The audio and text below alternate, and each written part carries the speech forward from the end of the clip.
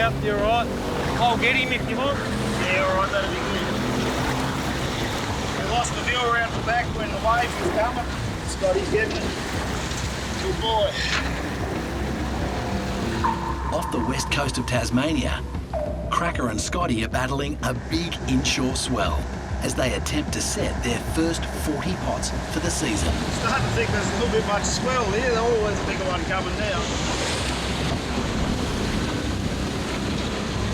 You're not watching them waves like that one. If we wasn't watching then, it could have broke over the side and filled the dinghy up or tipped us over, and we could have been having a swim. We could have been testing our jackets out. Yeah.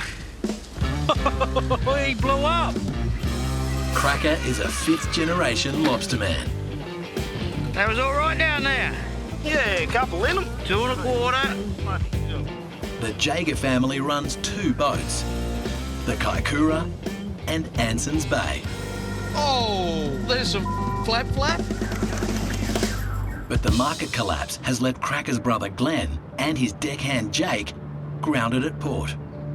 Yeah, I don't know what we'll be doing, old boy. She's not sounding real bright, so we'll just have to take her as she comes, I think. But we could be off work for a bloody while, I reckon. Honestly, the way things are bloody sounding, like we could be out of action for 6 months, like. Yeah. And you know what that does to the bank account?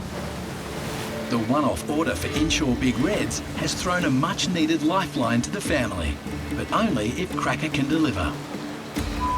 Boy line up. Just stopping their boat from flipping over in the whitewater is proving to be a real challenge. If we propped a rope like that in the wrong spot, like in under the white water, you haven't got much time to get out of it, so if a big wave comes, it could, turn you upside down pretty quick.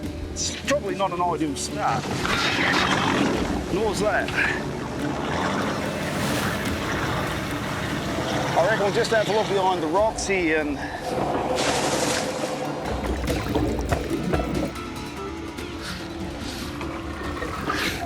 I shouldn't have said it there, there's too much bull kelp just there. Down the bottom there, there's you can get like a heap of dead kelp, all in piles, and that'll fill the pot up overnight just with a bit of swell on. The crew needs pinpoint accuracy to drop its pots in between the bull kelp clumps to give the lobsters a chance to crawl in. Yep. All the while trying to navigate the deadly reef breaks. Just keep a bit of an eye out for me if you can, unless this happens.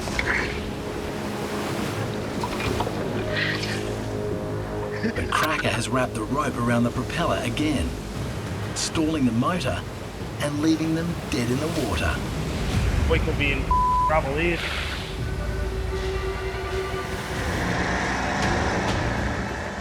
The crew of the Kaikoura is about to pull its first shot of the season. We'll go and check a couple of these pots. After setting 40 pots beneath the deadly reef breaks, Yeah, we've got to hurry up a bit here before the wind picks up and gets worse in here. Do you want to pull that up, Scott? If there's just rock, if there's nothing in it, there's got to be a few night fish in here. Get him in quick. Till you've actually got a fish on board, you feel like you haven't really started your trip, so... Nothing in him, let him go. Oh, there is. Look at that. Come here, big. First fish of the trip. Cracker and Scotty need an average of 4 legally sized lobsters per pot to hit their 1,000 kilo target.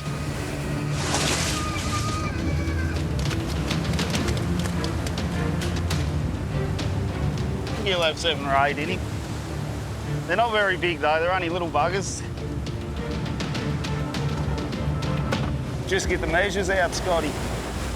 That one's probably just a measure, maybe. We'll check him in a minute. 800 grams. Undersized. Can't do much worse.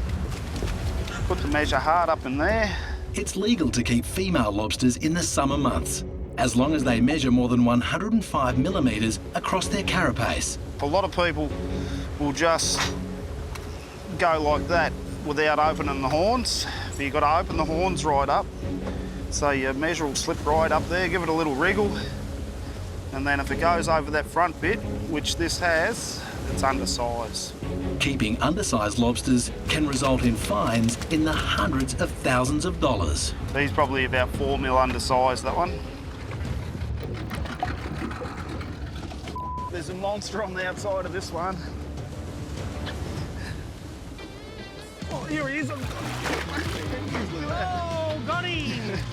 Despite battling rough seas to pull their first shot of the season, I didn't expect to get him. Cracker and Scotty are hoping their high-risk strategy will pay off. Nice. They're having a bit of a crack, these things, eh? I know that. That one's a big red. He's about a... What is he? 1.6 kilo. He's the one we're after. There's one in there. He's got fish in him. Pulling him up. Look at him go. Nice pot, there's a few in him.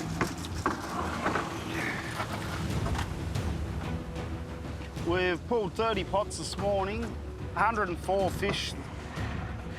Right, this one should have 7 or 8 in it. Hopefully we get a couple of bigger ones out of this. We're in under white water a fair bit. It's a lot more dangerous the further we go up, but yeah, there's definitely an adrenaline rush. Get in, get the pot, get out, and count your fish. You've got to have confidence in the guy that's driving too, so. After a slow start, the crew is well on its way to fulfilling its 1,000 kilo order. But the deal is based on size, not just quantity. He is 2.4 kilo. Only the 1 kilo plus monsters will count. We're guessing they're going just over a kilo average, so yeah, that's what we're after, them bigger fish. There's a nice few in there. 180, we can't complain about that.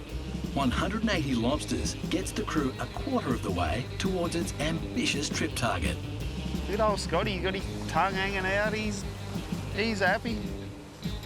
What about the cray dance?